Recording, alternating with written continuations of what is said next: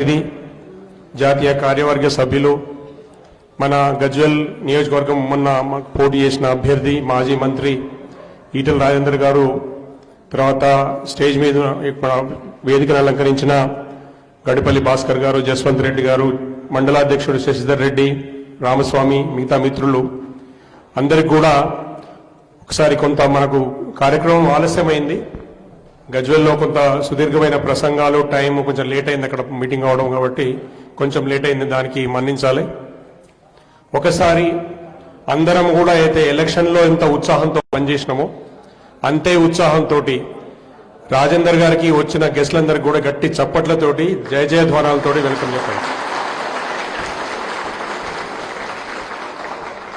వెనుక వరుసలు ఇంకా సెల్ ఫోన్లో చూసుకుంటున్నారు, సెల్ ఫోన్కి వస్తే బంద్ చేయండి.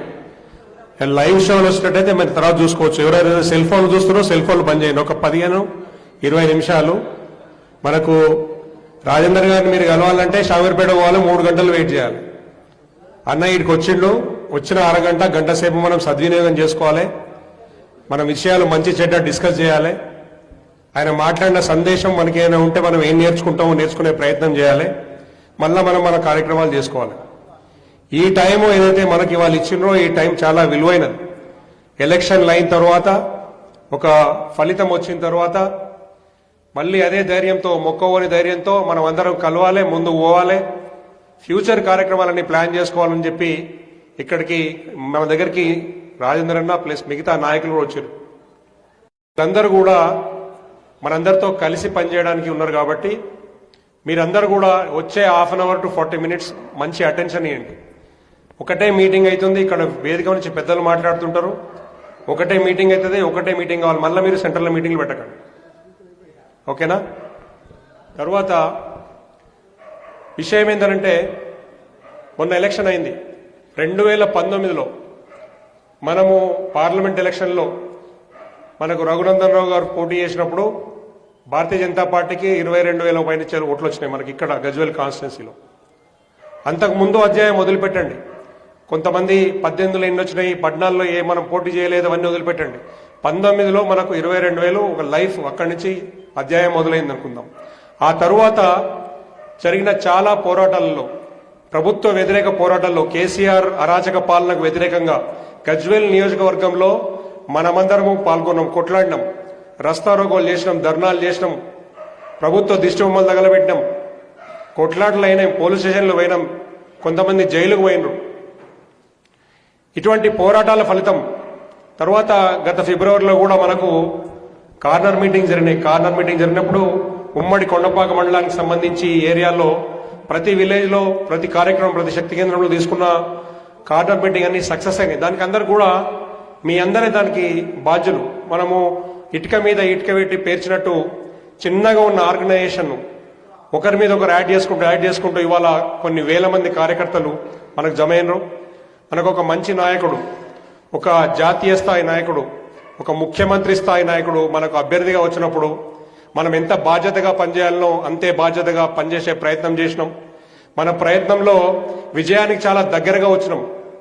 ఒకప్పటి 4.5 ఏళ్ల క్రింద ఉన్న 22,000 ఓట్లను 66,000 వరకు తీసుకురాగలిగినాం. కొంత మన దగ్గర ఇంకొక 15 రోజుల టైము, కొంత అభ్యర్థి కొంచెం ముందే ప్రకటించబడి ఉంటే, మనందరం కూడా పాత కొత్త కలయిక సమన్వయం జరిగి ఉంటే ఖచ్చితంగా ఈ ఎలక్షన్ గెలిచేటోళ్ళం. ఇంకొక 45-50 వేలు వచ్చేది ఉండే ఓట్లు. అది ఎక్కడో చిన్న చిన్న లోపాలు, ఆ సవరణలు లేక మనం వెనుకబడ్డాం. ఇవాళ ఒక ఎలక్షన్ అయిపోగానే మళ్ళీ 5 ఏళ్ల దాకా పనేం లేదు చాలా మంది అనుకుంటారు. కానీ భారతీయ జనతా పార్టీ నరేంద్ర మోదీ గారి నాయకత్వంలో దేశవ్యాప్తంగా ఏ విధంగా అయితే విజయాలు సాధిస్తుందో, దేశవ్యాప్తంగా ఏ విధంగా అయితే అభివృద్ధి జరుగుతుందో, 40 లక్షల కోట్ల బడ్జెట్ సంవత్సరానికి అభివృద్ధి పథకాలకు, సంక్షేమ పథకాలకు, ఉపాధి కల్పన పథకాలకు, మీకు entrepreneurship development programmes, make in India programme, Vishwakarma Yojana, రకరకాలుగా 1 కాదు 2 కాదు 249 ప్రోగ్రాంలు ఉన్నాయి కేంద్ర ప్రభుత్వానికి. కేంద్ర ప్రభుత్వం ఉద్దేశం, నరేంద్ర మోదీ గారి ఉద్దేశం, ఆ ఫలితాలన్నీ కూడా మన ప్రజలందరికీ అందాలి. ఈ మండల స్థాయిలో పనిచేస్తున్న మీ కార్యకర్తలందరూ కూడా, మీ విలేజ్లో శక్తి కేంద్ర స్థాయిలో, మీ బూత్ స్థాయిలో పనిచేస్తున్న కార్యకర్తలందరూ కూడా ఈ ఫలితాలు, ప్రతి అంశము, ప్రతి సబ్జెక్టు, ప్రతి ఊర్లో కూడా అర్హులు ఉంటారు.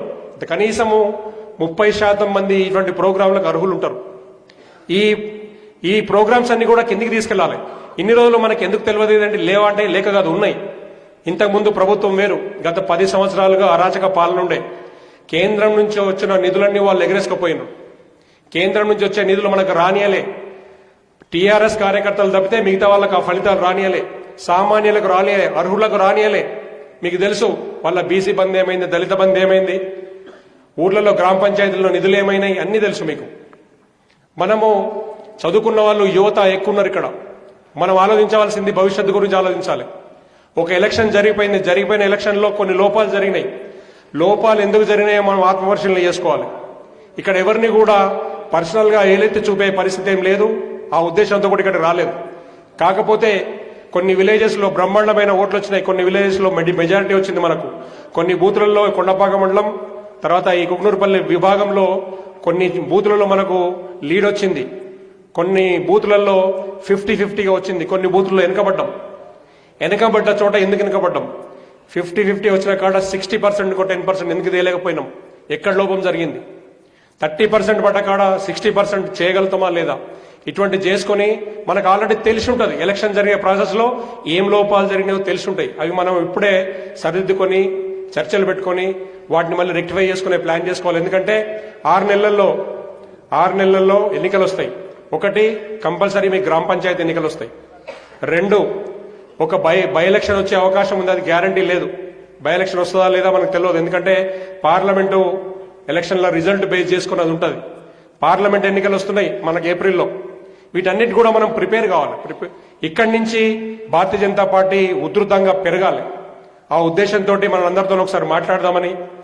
నిన్న మొన్న జరిగిన ఎలక్షన్లో మీరందరూ కూడా ధైర్యంగా కొట్లాడిరు. ఎన్నో రకాల లోపాలు, ఎన్నో రకాల ప్రభుత్వ నిర్బంధాలు, పోలీసుల అరాచకాలు, అవతలి పార్టీ వాళ్ళు ఏదైతే డబ్బులతోటి బెదిరింపులు కార్యక్రమాలు చేసిరో, కొనుక్కునే కార్యక్రమాలు చేసిరో, అన్నింటినీ తట్టుకొని నిలబడి మీరందరూ పనిచేసినారు. ఇక్కడి నుంచి ఇటువంటి ఈ అగ్ని పరీక్షలు నిలబడ్డ మీరందరూ కూడా గట్టిగా ఇవాళ సమావేశానికి వచ్చిన మీరందరూ కూడా ఒక అగ్నివీరులు లాంటి గొప్ప కార్యకర్తలు. మీ అందరి కోసము మా తరఫున మీరందరూ ఒకసారి గట్టిగా జేజేలతో గట్టిగా ఒకసారి చప్పట్లు మీరందరూ చప్పట్లు కొట్టండి. మన కోసం, మన భుజం మనం తట్టుకుంటేనే, మన ధైర్యం మనం చెప్పుకుంటేనే, మన ఒకరొకరు చేయి కలిపి మనం గట్టిగా ఒక యూనిట్గా ఒక టీమ్గా ఉంటేనే రేపు పొద్దున వచ్చే ఎలక్షన్లలో అవతలి పార్టీ వాళ్ళు ఏదైతే డబ్బుతోటి, అరాచకాలతోటి, బెదిరింపులతోటి ఏదైతే మన మీద విజయాలు సాధించే ప్రయత్నం చేస్తారో వాటిని మైక్రో లెవెల్లో అరికడుతూ ఉండాలి. ఎక్కడిదక్కడ విలేజ్లో ఇప్పుడు మనం టీములు తయారు కావాలి. అది వచ్చే పార్లమెంట్ ఎలక్షన్ కావచ్చు, ఆ తర్వాత జరిగే గ్రామ పంచాయతీ ఎలక్షన్ కావచ్చు, ఒకవేళ ఇక్కడ పార్లమెంట్ ఎలక్షన్ రిజల్ట్ బేస్ చేసుకుని వస్తే బై ఎలక్షన్ కావచ్చు. కాబట్టి గజ్వేల్ నియోజకవర్గానికి సంబంధించి చాలా పని ఉంది, మీ మండలానికి చాలా పని ఉంది. ఆ పని విషయంలో మీరందరూ కూడా క్రమశిక్షణ ఉండాలి. చాలా కమిటీలు వచ్చే 1 monthలో 1-2 monthsలో జిల్లా కమిటీలు కొన్ని గ్రామ స్థాయి వరకు కూడా మారే అవకాశం ఉంది. ఎందుకంటే చాలా మంది ఇక్కడ మన నియోజకవర్గం లాగానే తెలంగాణ వ్యాప్తంగా కొత్త కార్యకర్తలు, వేరే పార్టీ నుంచి కార్యకర్తలు, సీనియర్లు, యువత చాలా మంది పార్టీలో జాయిన్ అయినారు. అందరికీ పని చెప్పేది ఉన్నది, అందరికీ బాధ్యతలు ఇచ్చేది ఉన్నది. కాబట్టి ఒకటి, మీ అందరికి కూడా అభినందనలు. ఇక్కడ నుంచి మంచి మేము పరిశీలన చేసిన ప్రతి బూత్ వైజ్ ఎన్ని ఓట్లు వచ్చినా ఎక్కడుండే. 2019లో మన ఓటు బ్యాంక్ ఎంత, ఇప్పుడు మనకు పెరిగిన ఓటు బ్యాంకు దాదాపు 3 రెట్లు పెరిగిన ఓటు బ్యాంకు అయితే ఎక్కడెక్కడ పనిచేసింది, ఎవరు పనిచేసారో ఆ బూత్లో వచ్చిన ఓట్లను బట్టి మనకు తెలిసిపోతుంది. ఇవన్నీ బేస్ చేసుకొని మీరందరూ చేయాల్సిన పని ఏంటంటే వచ్చే 2-3 నెలలు చాలా కార్యదీక్షతోటి ఖచ్చితంగా ఆర్గనైజేషన్ నిర్మాణం చేయాలి. ఊర్లలో కమిటీలు, కార్యకర్తల సంఖ్య పెంచాలి. 2, కేంద్ర ప్రభుత్వ పథకాలను కిందికి తీసుకుపోయే ప్రయత్నం చేయండి. ఇప్పుడు వికసిత్ భారత్ పేరుతోటి, ఆత్మనిర్భర్ భారత్ పేరుతోటి కేంద్ర ప్రభుత్వం ఇంతవరకు గత 10 సంవత్సరాల నుంచి టీఆర్ఎస్ గవర్నమెంట్ లో జరిగిన ఏదైతే లోపాలు ఉన్నాయో, కింది వరకు ఫలితాలు రాకుండా ఉన్నాయో, ఉపాధి కల్పన జరగలేదు, ఉద్యోగాలు రాలేదు, అటువంటి ఆ లోపాలన్నీ కూడా సవరించుకోవడానికి మనకి డైరెక్ట్ గా ఇప్పుడు మంచి నాయకులు మనకి రిప్రజెంట్ చేస్తున్నారు.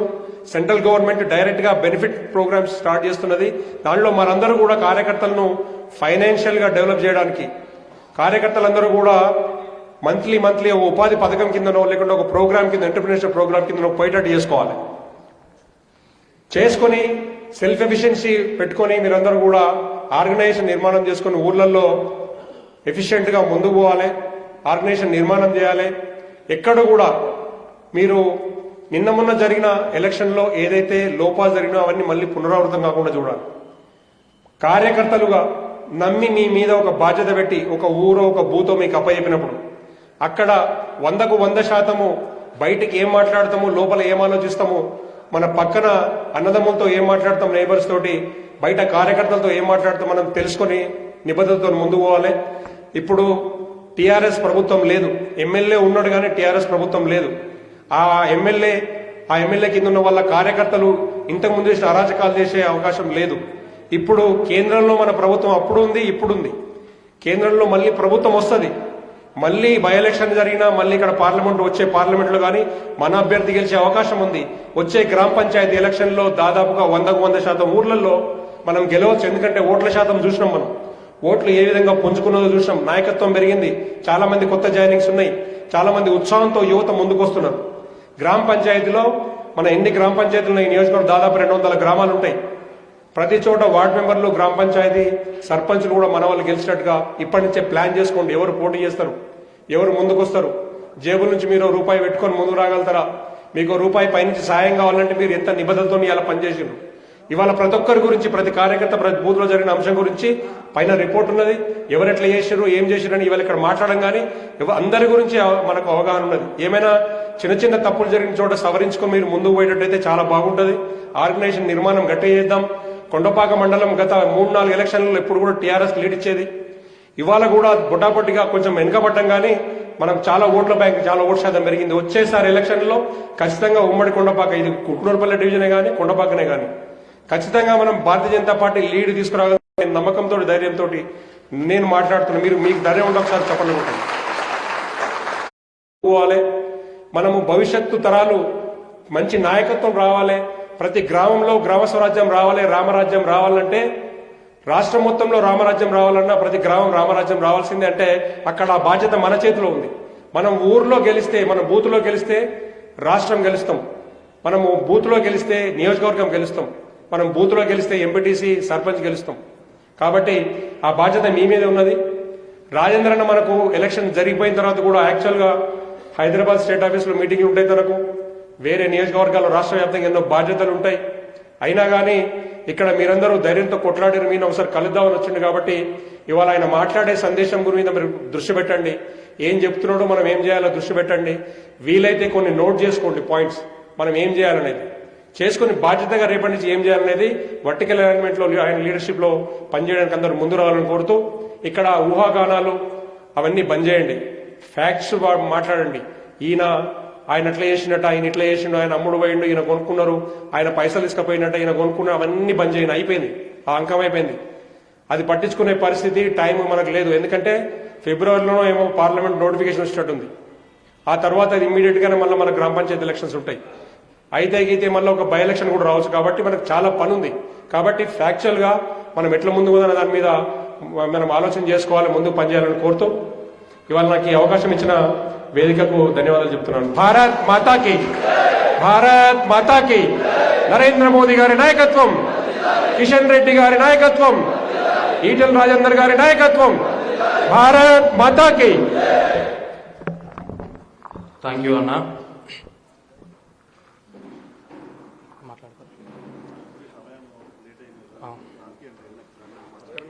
ఎవరన్నా సూచనలు ఇస్తా అంటే ఒక 2 నిమిషాలు.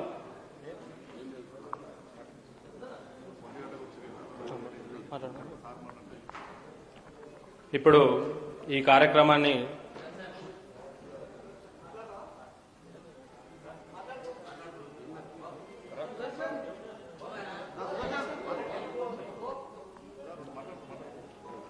ఖమ్మంపల్లి గ్రామం నుంచి సుదర్శన్ గారు మాట్లాడుతున్నారు. అందరికీ ఉమ్మడి కొండపాక మండల్ కార్యకర్తలకు, బీజేపీ కార్యకర్తలకు నా పాదాభివందనాలు. అన్న గురించి మనం ఎంతో కష్టపడ్డాం, అయినప్పటికీ కొన్ని లోపాలు అన్న చెప్పిండు. అలాంటివి సరిదిద్దుకోవాలి. కొత్త పాత అనే భావన లేకుండా అన్న గురించి మనం పనిచేయాలని, చాలా ఎంతో గెలుస్తాము అన్న దగ్గర దాకా వచ్చింది. చిన్న లోపల వల్ల బయటపడలేకపోయినాం. దానికి బాధగా ఉంది. మనం ఎంత ఎదుటోడు ఎంత గట్టివాడైనా, మనం ఎంత ధైర్యంతో పోయినామో అది మనకు తెలుసు. మనం ఎంతమంది ఎన్ని ఒత్తిళ్లు చేసినా మనం ముందుకు వచ్చినాం. కాబట్టి ఇదే ధైర్యంతో మనం ముందుకు పోవాలని చాలా పెద్దలు ఉన్నారు. మన అన్న మాట్లాడాలని టైం లేదు. అందరూ సంతోషంగా ఉన్నది. కృతజ్ఞతలు.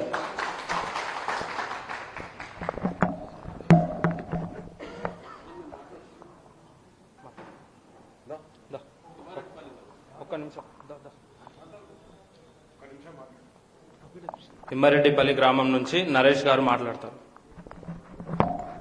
వేదిక పైనటువంటి పెద్దలు గౌరవనీయులు రాజన్న గారితో పాటు మా గురువన్న గారు, అలాగే ఇక్కడ ఉన్న అందరి పెద్దలకి నా యొక్క శిరస్సు వచ్చి నమస్కరిస్తూ, అన్నగారి సహాయం కోసం అలాగే అన్నగారి గెలుపు కోసం మీరంతా ఎంతగానో కష్టపడారని నమ్ముతున్నా. కాబట్టి మీ అందరి కష్టానికి ప్రతిఫలంగా ఇవాళ మీరు ఒక ధనులతో చప్పట్లతో అన్నగారి కోసం చేయాలని చెప్పి మనం చేస్తుంటాం. ఎన్నో పర్యాయాలు ఒక మంత్రులుగా, ఒక ఎమ్మెల్యేలుగా ఎంతో తెలంగాణ రాష్ట్రంలో సేవ చేసినట్టు ఒక వ్యక్తి, ఒక శక్తి ఇవాళ ఆకాశంలో కుంభకోణం, అగస్టా కుంభకోణం, భూమి లోపల కుంభకోణం, భూమి పైన కుంభకోణం, ఇన్ని కుంభకోణాలు చేసినటువంటి 50 సంవత్సరాలు, 60 సంవత్సరాలు, 70 సంవత్సరాలు పరిపాలించడానికి కాంగ్రెస్ పార్టీ అయితే ఉన్నదో దాన్ని గెలిపించుకున్న దౌర్భాగ్యం ఇలా తెలంగాణ రాష్ట్రం మనం చూస్తా ఉన్నాం. ఇది చాలా దుర్మార్గమైన చర్య. భవిష్యత్తులో రాబోయే తరాలకు ఒక నాయకుడు, ఒక శక్తి, ఒక యుక్తి తెలంగాణ రాష్ట్రం నుంచి ముందుకు వచ్చి ఒక దుష్టులను, ఒక దుర్మార్గులను మెడలు వంచి తొక్కే అవకాశము త్వరలో రాబోతున్నది. అన్నయ్య, నేను చాలా ఆవేదన చెప్తున్నాను. మిమ్మల్ని నేను అసెంబ్లీలో చూసినా, టీవీలలో చూసినా, మీ వీణవంకలో నా యొక్క మిత్రులు ఉన్నారు అన్నయ్య. కానీ మీకోసం నేను ఎన్నో సందర్భాలలో నేను చాలా సంతోషంగా ఫీల్ అవుతున్నానయ్యా. మీ ముందు ఇవాళ నేను మాట్లాడగలుగుతున్నా అంటే ఇవాళ నాకు ఎంతో ధైర్యం వచ్చింది. 2014 ఎన్నికలలో మేము మా గురువారెడ్డి సార్ గారు పనిచేస్తాం. అయ్యా మీరు గుర్తుపెట్టుకోవాలి, మర్చిపోయినట్టున్నారు, నేను గుర్తుపెట్టుకోండి. తిమ్మారెడ్డిపల్లి గ్రామం నుంచి ఒకే ఒక వ్యక్తి శక్తి ఎవరైనా ఉన్నారా అంటే ఈ రోజుగా ఆ రోజుగా ఎప్పుడైనా సరే తెలంగాణ రాష్ట్రంలో ఖచ్చితంగా ఈటల రాజేందర్ అన్న ధ్వజమెచ్చే అవకాశం మనకున్నది. మీరంతా గట్టిగా చెప్పర్లతో సన్మానించాల్సిన అవసరం మీకున్నది. మిత్రులారా, మరొక్కసారి గట్టిగా సన్మానించాల్సిన అవసరం మీకున్నది. రాజన్న అంటే ఇలా కాబోయే రాష్ట్ర ముఖ్యమంత్రి, కానీ అణిచివేయబడ్డాడు, తొక్కువేయబడ్డాడు. ఇక్కడ ఉన్నటువంటి భారతీయ జనతా పార్టీ వాళ్ళు ఉన్నారు, మందుకు అమ్ముడు పోలేదు, దమ్ముకు అమ్ముడు పోలేదు, దేనికి అమ్ముడు పోలేదు. నికాసైన గుండె మీద దమ్ముతో ధైర్యంతో చెప్పగలుగుతున్నారు. మీరు వచ్చే ఎలక్షన్లలో రాజన్న గారిని తప్పకుండా గెలిపించవలసి ప్రార్థిస్తున్నాను. అన్న క్షమించండి, మన తప్పులు మాట్లాడితే. చాలా సంతోషంగా ఉందన్న మీ ముందు సార్, చాలా హ్యాపీగా ఉంది. Thank you. Thank you Naresh అన్న.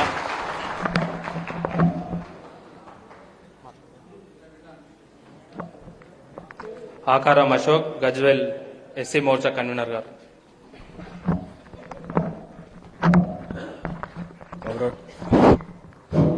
గౌరవనీయులు మాజీ మంత్రివర్యులు ఈటల రాజేందర్ గారికి, అదేవిధంగా రాష్ట్ర నాయకులు దారం గురువారెడ్డి గారికి, గజ్వేల్ మాజీ మున్సిపల్ చైర్మన్ గాడిపల్లి భాస్కర్ అన్నకి, జశ్వంత్ అన్న గారికి, కిసాన్ మోర్చా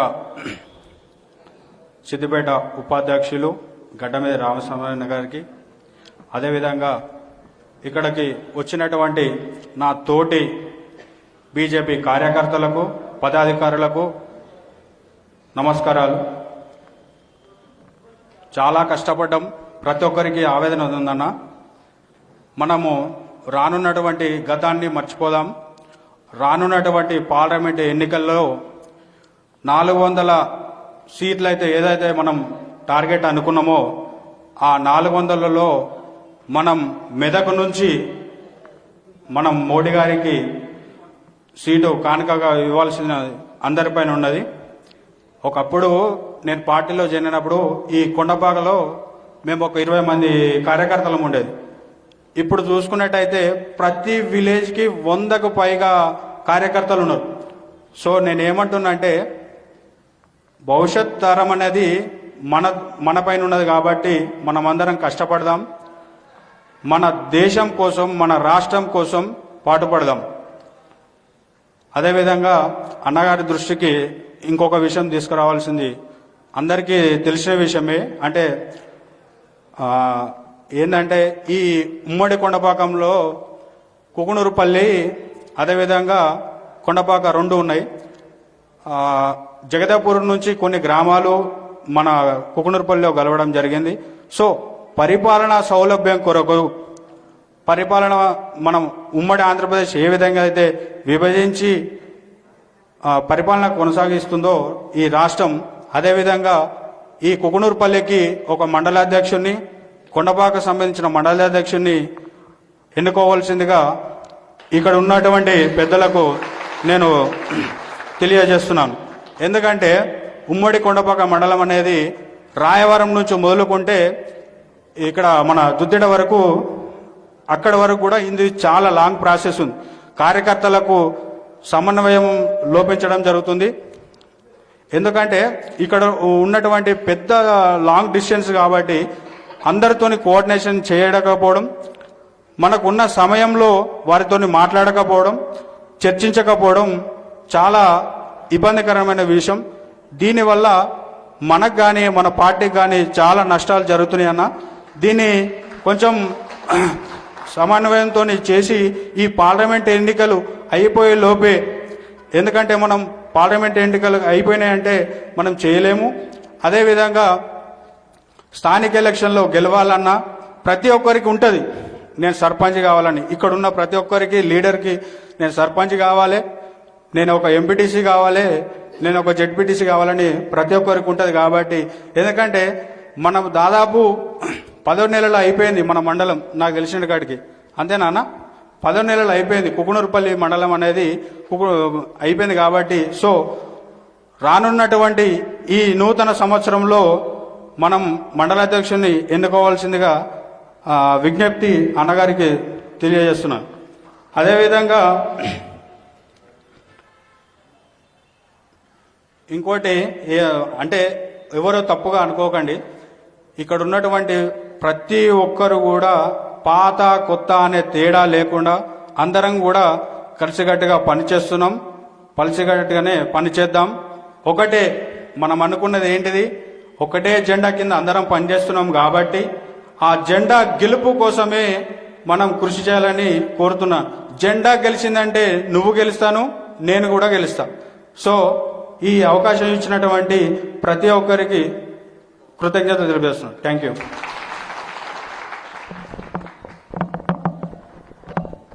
థ్యాంక్ యూ అశోక్, చాలా మంచి సూచనలు ఇచ్చినావు పార్టీ అభివృద్ధి కోసం. ఇప్పుడు గజ్వెల్ బీజేపీ అభ్యర్థి రాష్ట్ర కార్యవర్గ సభ్యులు, జాతీయ కార్యవర్గ సభ్యులు, మాజీ మంత్రివర్యులు రాజేందర్ అన్న గారు మాట్లాడాల్సిందిగా కోరుచున్నాను.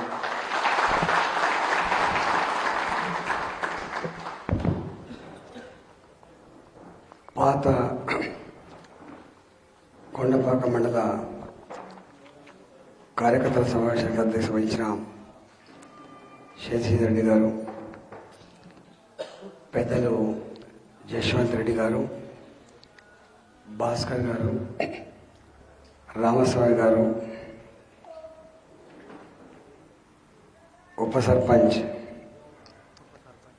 భాస్కర్ గారు,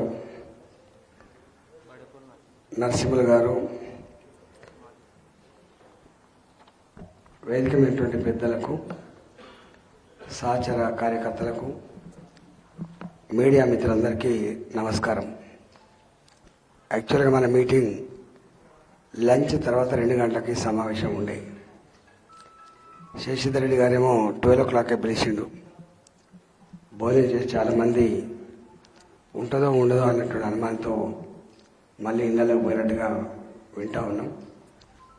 ఏది ఏమైనప్పటికీ దీన్ని విజయవంతం చేస్తున్న కార్యకర్తలందరికీ ధన్యవాదాలు.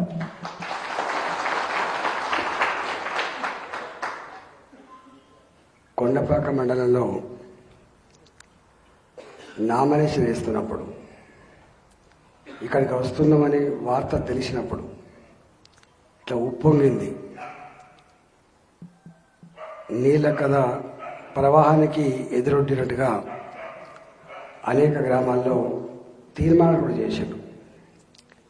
రాజేంద్రన్న వస్తుండట, మేము ఏకగ్రీవంగా తీర్మానం చేస్తాము, రాజేంద్రన్న గెలిపించుకుంటాము, భయపడసక్కర్లేదన్నటువంటి భావన వ్యక్తం చేశారు. ఎట్లా ఉప్పొంగిందో, ఎట్లా ముందుకు వస్తూ ఉందో ఇక్కడ ఉన్నటువంటి నాయకత్వం, బీఆర్ఎస్ పార్టీ నాయకత్వం తనకున్నటువంటి డబ్బుతో, మద్యంతో, అధికారంతో, మందబలంతో దాన్ని సప్రెస్ చేసే ప్రయత్నం చేసింది. వాస్తవంగా మేము కొండపాక హెడ్ క్వార్టర్లో మీటింగ్ పెట్టినాడు మా ప్రజలందరూ ఒకటి మాట చెప్పారు, ఈ ప్రభుత్వాన్ని గద్దె దించాలని చెప్పి అనుకుంటున్నాం. మేము కేసీఆర్ గారికి ఎట్టి పరిస్థితుల్లో ఓటేసే ప్రసక్తి లేదు, మీకే తప్పకుండా గెలిపిస్తామని చెప్పి నాకు అనేక కుటుంబాలు చెప్పినాయి. కానీ ఎన్నెన్ని రకాల ప్రలోభాలకు గురి చేసిండో, ఎంత దౌర్జన్యం చేసిండో అదంతా అనుభవించిన మీకు తెలుసు. ఇక్కడ గెలిచింది ప్రజలు గెలవలే, ప్రజాస్వామ్యం గెలవలే, ధర్మం గెలవలే, న్యాయం గెలవలే. ఇక్కడ గెలిచింది మద్యం, డబ్బు, అధికార దుర్వినియోగం, దబాయింపులు గెలిచింది తప్ప ఇక్కడ ధర్మం గెలవలే. ఒకవేళ నిజంగానే కనుక free and fair election commission చెప్తుందో, ఆ ఫ్రీ అండ్ ఫెయిర్ ఎలక్షన్ కూడా జరిగి ఉంటే 100% మనమే గెలిచేవాళ్ళం. ఇవాళ కొంచెం సౌండ్ తక్కువ చేయి, మంచిగా ఉంది, ఆడియబుల్ ఉందా? జాగ్రత్త చూడు.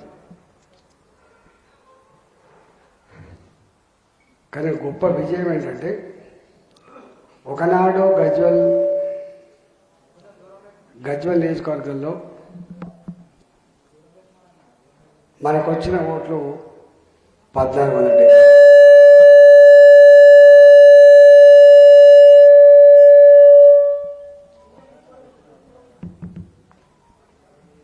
1470 ఓట్లు. పార్లమెంట్ ఎన్నికల్లో 22,000 ఓట్లు వచ్చినాయి అంత గతంలో. కానీ ఈ దఫా కార్యకర్తలు లేకపోయినా, నాయకులు లేకపోయినా, గజ్వెల్లో మేమిచ్చిన పిలుపును అందుకొని ఏ ఇంటికి ఆ ఇల్లే, ఏ వాడకట్టుకు ఆ వాడకట్టే, ఏ గ్రామానికి ఆ గ్రామే, వాళ్ళే కథానాయకులై ఇవాళ ఇన్ని ఓట్లు గెలిపించి కేసీఆర్కు సంకేతం పంపారు. రేపటి మా నేత ఈటలేనని. రేపు గెలిచే పార్టీ బీజేపీ అనే సంకేతం ఇచ్చింది. వాస్తవంగా ముఖ్యమంత్రి గారికి నేను చాలా అభివృద్ధి చేసిన, నా కాకపోతే ఎవరు ఓటేస్తారు. రెండవది కూడా ఉంటుంది, ఇక్కడ బీజేపీ ఎక్కడిది, ఇక్కడ కార్యకర్తలు ఎక్కడిది, ఇక్కడ నాయకులు ఎక్కడిది. ఇది ఆయన అహంకారం. కానీ ఆయన పక్కకే నాకు తెలిసి పోయినసారి ఈ మండలంలో అత్యధిక ఓట్లేసి గెలిపించిన ఆయన. కానీ ఇవాళ ఆ మెజార్టీ లేదు. సిద్దిపేటకు కూతవేడి దూరంలో ఉన్నటువంటి కొండపాక ఒక సంకేతం ఇచ్చింది, ఇది మీది కాదు అని చెప్పి సంకేతం ఇచ్చింది. రేపు కనుక ఇవాళ మన కార్యకర్తలు, మనకు మద్దతు ఇచ్చిన సంఘాలు, మనకు మద్దతు ఇచ్చిన నాయకులు నిజంగా బాధపడతారు. మేము ఇంత కష్టపడ్డాం కానీ ఫలితం దక్కకపోయినా బాధపడతారు. ఎన్ని అబద్ధాలు ఆడినరో, ఎన్ని రకాల ప్రళవ పెట్టినరో, ఎంత దబాయింపులకు పాల్పడ్డరో నేను సాక్ష్యం కాదు, మీరు సాక్ష్యం, పత్రికల సాక్ష్యం. నాకు తెలిసి అవన్నీ మనం వల్లే వేసుకోవాల్సిన లేదు. ఎందుకంటే నేను ప్రత్యక్షంగా హుజురాబాద్లో 6 నెలల కాలం పాటు చూసిన కాబట్టి, నేను గతంలో ఆ పార్టీలలో ఉన్నవాడిని కాబట్టి అవన్నీ నాకు తెలుసు. తెలంగాణ ప్రజలు గొప్ప తీర్పు ఇచ్చారు. నియంతృత్వ ప్రభుత్వం చక్రవర్తిలాగా నిజాంలాగా పాలించే కేసీఆర్ మళ్ళీ అధికారంకి వస్తే ఈ రాష్ట్రం బాగుపడదని, ప్రజాస్వామ్యం బతకదని, పేదవాళ్లకు భూములు రావని, ఇండ్లు రావని, దబాయింపులతో అబద్ధాలతో పరిపాలన కొనసాగుతుందని చెప్పి భావించి వాళ్ళు ఒక సునామీలాగా అంత పదులుకున్నట్టుగానే ఇలా ఓట్లు వేసిండ్రు. కేసీఆర్ ప్రభుత్వాన్ని గద్దె దించింది ఇవాళ. మీకు ఒక్క మాట మాత్రం మనం ఇలా రాసుకోవాల్సి అక్కడ ఉన్నది. ముఖ్యమంత్రి మళ్ళా కేసీఆర్ వస్తాడు, మళ్ళీ ప్రభుత్వం మాదే ఉంటుందని చెప్పి అనేక మందికి ఇళ్లకు గృహలక్ష్మి కింద ప్రొసీడింగ్స్ ఇచ్చిండ్రు. కుల సంఘాల భవనాల ముగ్గులు పోసిండ్రు, గుళ్ళకు ముగ్గులు పోసిండ్రు, కొంతమందికి పైసలు ఇచ్చే ప్రయత్నం చేసిండ్రు. ఇవాళ R&R కాలనీలలో మల్లాన్ సాగర్ 30 గ్రామాల ప్రజలకు కానీ, కొండపోచమ్మ 30 గ్రామాల ప్రజలకు కానీ అనేక రకాల హామీలు ఇచ్చారు. మీకు 5 లక్షల రూపాయల పరిహారం ఇచ్చేది ఇస్తాం, ఇళ్ళ జాగాలు ఇచ్చేది ఇస్తాం, 18 సంవత్సరాలు పైబడ్డ వాళ్ళకి ఇవ్వాల్సింది ఇస్తాం. చివరికి ₹1,00,000 చొప్పున కుటుంబానికి అదనంగా బెనిఫిట్ చేస్తామని చెప్పారు. కానీ అలా ఏది రాదు. మనం చెప్పినాం, ఎన్నికల ముందు ఇచ్చే ప్రొసీడింగ్స్ కానీ, ఇచ్చే మాటలు కానీ, పోసే ముగ్గులు కానీ మళ్ళీ అధికారం వస్తే చెప్తే తప్ప ప్రభుత్వంలోకి కేసీఆర్ రాకపోతే ఇవన్నీ చెల్లని కాగితాలు మాత్రమే చెప్పినాం. కానీ ప్రజలు ఎందుకో నమ్మలే సరిగా. కానీ ఇవాళ అర్థమైపోయింది, ఇవన్నీ చెల్లని కాగితాలని చెప్పి ఇవాళ అర్థమైపోయింది. అవన్నీ మీరు తీసుకోండి, తప్పకుండా అడగాల్సి అక్కడిది. కేసీఆర్ దాని కింద ఉన్నటువంటి వాళ్ళ నాయకులు ఎవరైతే ఉన్నారో వాళ్ళందరూ అడగాల్సి అక్కడిది. ఆనాడు మోసగించి అమలు కాని హామీలు ఇచ్చి మీరు ఓట్లేసుకున్నారు, వీటి ప్రభుత్వ పరంగా కాదు మీ పార్టీ పరంగా పరిష్కరించాలని చెప్పే డిమాండ్ తప్పకుండా మనం చేయాల్సి అక్కర్లేదు. దేన్ని మనం వదిలిపెట్టాల్సి అక్కర్లేదు. రెండవది, ఈరోజు సరే నేను కొత్త కాదు, నా మాట కొత్త కాదు, నా ముఖం కొత్త కాదు. ఈ రాష్ట్రంలో ఎక్కడ ఒక సంఘం ఉంటే అది విఆర్ఎల్ సంఘం కావచ్చు, విఆర్ఓల సంఘం కావచ్చు, వివోల సంఘం కావచ్చు, గ్రామ కార్యదర్శి సంఘం కావచ్చు, ఆశా వర్కర్ కావచ్చు, అంగన్వాడీ టీచర్ కావచ్చు, ఎక్కడ సంఘాలున్నా కూడా ఆ సంఘాలు చేసే ఉద్యమంలో నేను భాగస్వామిని. తెలంగాణ వ్యాప్తంగా ఎవరు భంగపడ్డా, బాధపడ్డా, ఎవరికి సమస్యలున్నా ఆ సమస్యల పరిష్కారంలో ఈటల రాజేందర్ అంటోడు 20 ఏళ్ళుగా ఉన్నాడు, గుర్తుపెట్టుకోండి. ఇవాళ ఇక్కడ గజ్వేల్ నియోజకవర్గంలో కూడా ఏ సమస్య వచ్చినా, ఏ వర్గం ప్రజలు ఉద్యమాలు చేసినా ఆ ఉద్యమాలకి, ఆ ప్రజలకి అండగా ఉంటానటువంటి మాట మీకు హామీ ఇస్తాను. మీకు తెలుసు, నాకెందుకో అధికారంలో ఉన్నా కొట్టాడనే, ప్రతిపక్షంలో కొట్టాడనే, నా బతుకంతా కొట్టాడనే, గుర్తుపెట్టుకోండి. 2002లో ఉద్యమాలు మొదలైతే 2002లో ఉద్యమాలు మొదలైతే చంద్రబాబు నాయుడుతో కొట్లాడినాం. 2004లో ఎమ్మెల్యే అయితే రాజశేఖర్తో కొట్లాడినాం. ఆ తదుపరి రోషయ్యతో కొట్లాడినాం. ఆ తదుపరి కిరణ్ కుమార్తో కొట్లాడినాం. మళ్ళీ అధికారంలో ఉండి కూడా కేసీఆర్ నియంతృత్వ పోకడలు కావచ్చు, అమలు కాని హామీలు ఇచ్చే సందర్భం కూడా కొట్లాడింది ఈటల నేపథ్యంలో. అందువల్ల నాలాంటి వాడికి పదవుల కోసం పెదవులు మూసేవాడి కాదు, ప్రజలకు సమస్య వచ్చినప్పుడు నా పదవి కంటే కూడా ఆ సమస్య పరిష్కారంలో నా పాత్ర ఉండాలని చెప్పి తాహతాలాడే బిడ్డను నేను. కాబట్టి రాబోయే కాలంలో అధికారం ఉన్నా లేకపోయినా, పదవులు ఉన్నా లేకపోయినా ప్రజల పక్షాన గొంతిప్పడానికి సిద్ధంగా ఉన్న బిడ్డనని చెప్పి మనం చేస్తా ఉన్నాం. రెండవది, ఇవాళ ప్రభుత్వం వాళ్ళు హామీలు ఇచ్చిండ్రు. ఆ హామీల గురించి ఇప్పుడే నేను కొత్తగా మాట్లాడాను. కానీ నాకు మాత్రం ఒకటి తెలుసు, ఓట్ల కోసం ఏ హామీలను ఇచ్చి అధికారానికి వచ్చిన తర్వాత అమలు కాకపోతే తప్పకుండా అదే ప్రజలు మళ్ళీ ప్రశ్నించేటువంటి ఆస్కారం ఉంటుంది. నేను వాళ్ళు అమలు చేయాలని చెప్పి కోరుకుంటున్నా, అమలైతే అని చెప్పి ఆశిస్తున్నా. కానీ అమలు కాని పక్షంలో ఆ హామీల అమలులో ప్రజల పక్షాన్ని నిలబడేటువంటి బాధ్యత మన మీద ఉంటుందని చెప్పి మనం చేస్తా ఉన్నాం. ఇవాళ మనం భారతీయ జనతా పార్టీగా రేపు మనం పార్లమెంట్ ఎన్నికలకు పోతా ఉన్నాం. పార్లమెంట్ ఎన్నికలు అంటేనే మోడీ ఎన్నికలు అంటారు. ఈ మధ్యకాలంలో ప్రజలు ఇవి పార్లమెంట్ ఎన్నికలు, ఢిల్లీ ఎన్నికలు అంటలేవు, ఈ ఎన్నికలు మోడీ గారి ఎన్నికలు కాని చెప్పి మాట్లాడతారు. ఇప్పటికే పేపర్ రాస్తూ ఉన్నాయి, టీవీలు చెప్తా ఉన్నాయి. మొన్న మీరు గ్రామాలలో తిరుగుతున్నప్పుడు, ఇళ్లల్లో ఓట్లకు పోతున్నప్పుడు ఒక టీచరు, ఒక జర్నలిస్టు, ప్రభుత్వ ఉద్యోగి, రిటైర్డ్ ఉద్యోగి, స్పృహ ఉన్నటువంటి వాళ్ళు అన్న మాట ఏంటంటే, ఈసారి సరే మా ఇష్టం వచ్చిన వాళ్ళకి ఎత్తాం కానీ వచ్చేసరికి మాత్రం మోడీ గారికే ఓటు వేస్తామన్నారు. కారణం మోడీ గారు ఉపన్యాసాలు ఇచ్చి చేతులు ఊపి మిస్ప్రైజ్ చేసి ఆ స్థానం పొందలే. మోడీ గారు 10 సంవత్సరాలుగా దేశ ప్రతిష్టని 140 కోట్ల ప్రజల ఆత్మగౌరవ బావుటాన్ని ప్రపంచ చిత్రపీఠం మీద ఎట్లా ఆవిష్కరించిందో దాని 10 ఏళ్ళుగా మనం చూస్తూ ఉన్నాం. ఒకప్పుడు president of India Abdul Kalam ఇతర దేశాలకు పోయినప్పుడు బూట్లు ఇడిచి చెక్ చేసిండ్రు ఎయిర్పోర్ట్లలో. కానీ వాళ్ళ అదే దేశ ప్రధాని అమెరికన్ ప్రెసిడెంట్తో చేతిలో చేయి వేసి, భుజం మీద చేసి ఇలా నేను సమానమైనటువంటి స్థాయికి ఎదిగింది భారతదేశం. వల్ల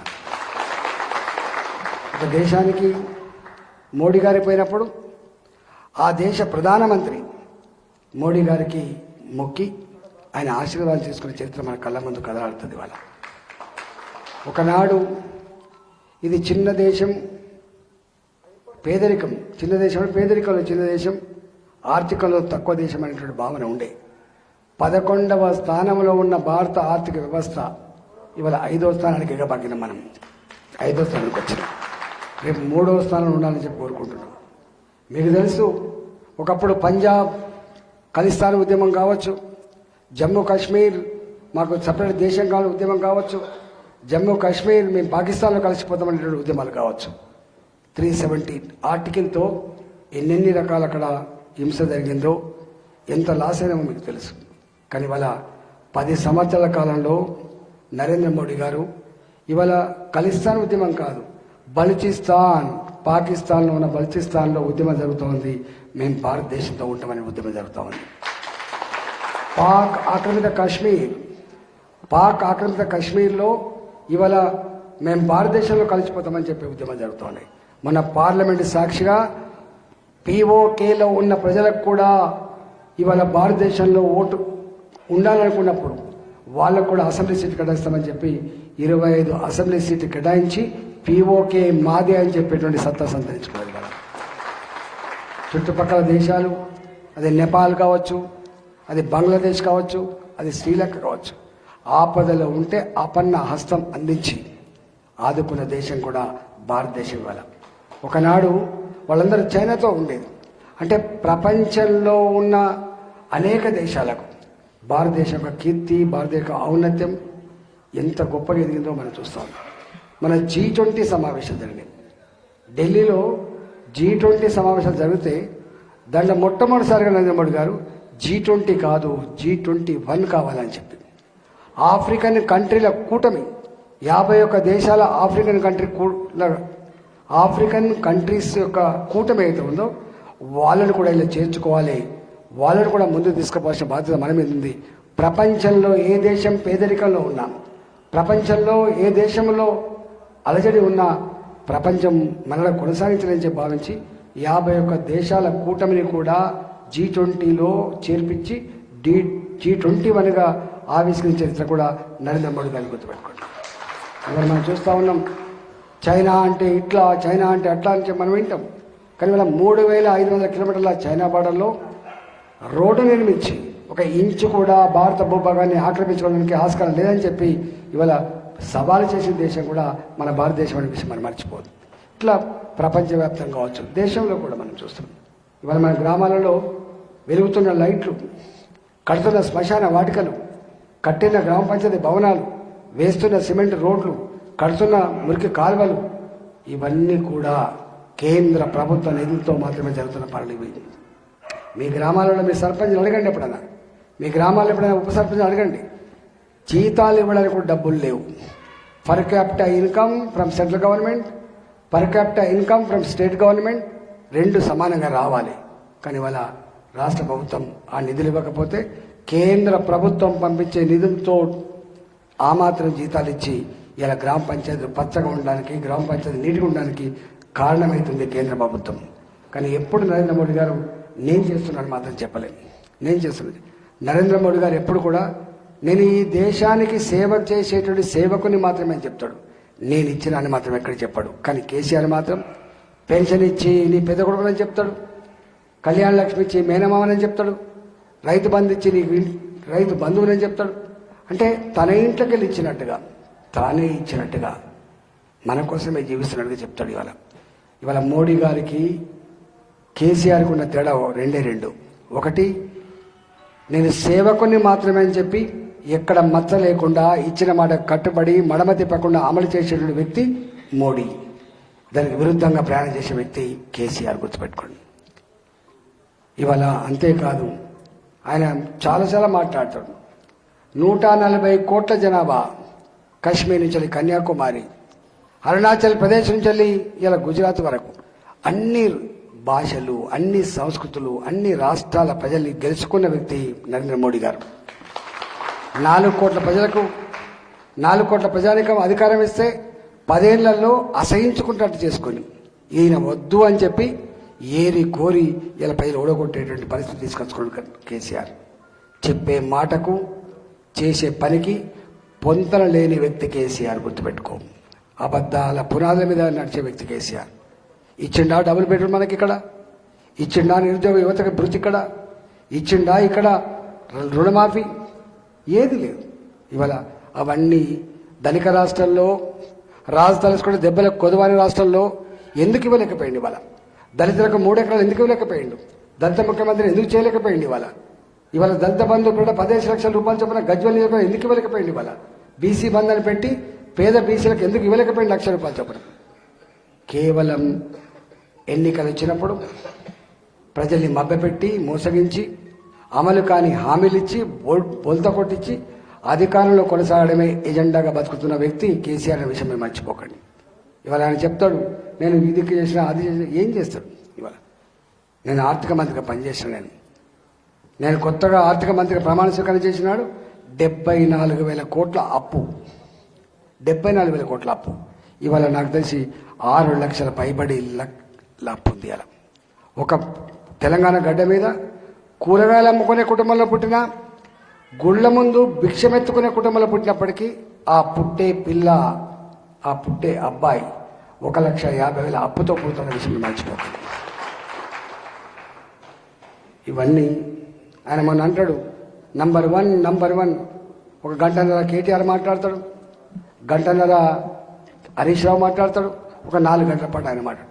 ముగ్గురు మాట్లాడినప్పటికి కూడా ఒకటే మాట ఉంటుంది, నంబర్ వన్. కానీ ఎలా నంబర్ 1 అంటే ఆయనే చెప్పుకుంటాడు తప్ప బెల్ట్ షాపులో నంబర్ 1 నిజమా కాదా అంటే సపోర్ట్ లేదు. దేశంలో మొత్తములో అత్యధికంగా లిక్కర్ కన్జంప్షన్ చేసే రాష్ట్రం తెలంగాణ, గుర్తుపెట్టుకోండి. దేశంలో అతి ఫాస్ట్గా అత్యధికంగా అప్పులు చేసిన రాష్ట్రం తెలంగాణ, గుర్తుపెట్టుకోండి. ఇవన్నీ చాలా ఉన్నాయి. అందుకనే నేను ఒక్కటే మీకు విజ్ఞప్తి చేస్తున్నా, ఆలస్యమైంది కాబట్టి మళ్ళీ నేను వస్తా. రేపు పార్లమెంట్ ఎన్నికల్లో ఇవాళ జరిగిన తప్పులేంటో మీకే ఎరుక, నాకంటే ఎక్కువ మీకే ఎరుక. మీకు నిద్ర పట్టదు, కొంచెం కష్టపడితే మనం బయటపడుతుందా అని చెప్పి మీరు అనుకుంటూ ఉంటారు. కాబట్టి ఏ ఊరికి ఆ ఊరు మళ్ళీ మీరే ఆ పని చేసుకోవాలి. రెండోది, పెద్ద ఎత్తున కొత్త వాళ్ళు వచ్చిండు, పార్టీలను పక్కకు పెట్టి జెండాలను పక్కకు పెట్టి గెలిపించాలని చెప్పి వచ్చిండు. వాళ్ళందరినీ మళ్ళీ కలుపుకొని ప్రయత్నం చేయండి. ఎంత ఎదిగితే, పార్టీ ఎంత ఎదిగితే రేపు విజయం అంత సులువుగా ఉండేటువంటి ఆస్కారం ఉంటుంది, గుర్తుపెట్టుకోండి. ఇవాళ మన మొత్తం ఓటమిలో ఒక ప్రధానమైనటువంటి అంశం మీకు గుర్తుకొస్తుంది.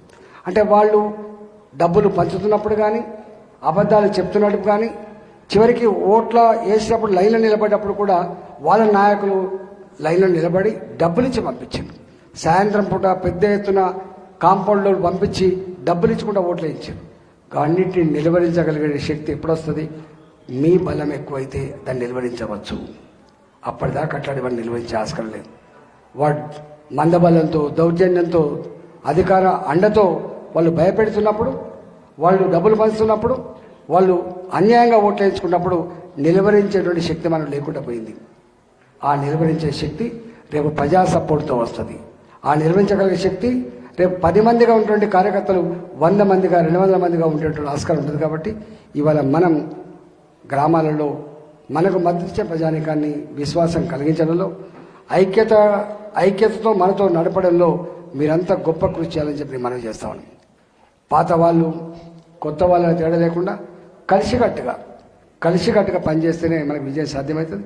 నేను రేపు ఇలా ఎమ్మెల్యే ఎన్నికలు, రేపు ఎంపీ ఎన్నికలతో మాత్రమే కాదు, మీరు కూడా వార్డు స్థాయి నుంచి మొదలుపెట్టి సర్పంచ్ వరకు, ఎంపీటీసీ, జడ్పీటీసీ వరకు మీరు నిలబడే ఎన్నికల్లో కూడా గెలుపు కోసం మా శాయశక్తులా మీకు సపోర్ట్ చేస్తామని చెప్పి మనం చేస్తాం.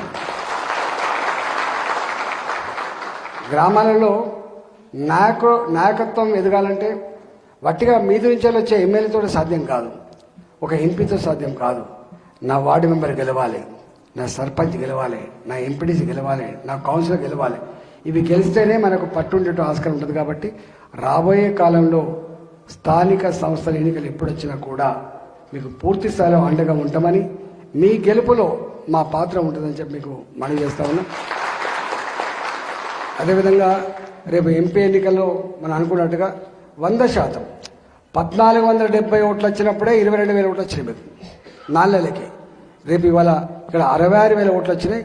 గజ్వేల్ నియోజకవర్గంలో రేపు పార్లమెంట్ ఎన్నికల్లో మీదే విజయం ఉంటుంది, గుర్తుపెట్టుకోండి.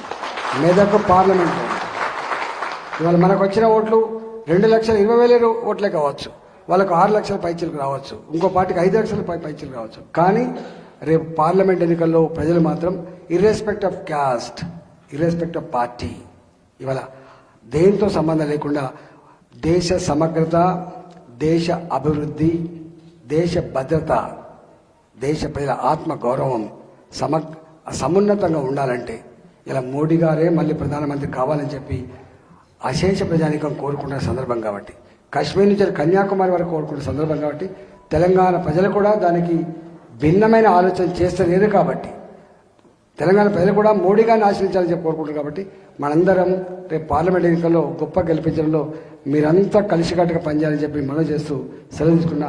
జై తెలంగాణ, భారత్ మాతాకి, భారత్ మాతాకి, నరేంద్ర మోడీ గారి నాయక.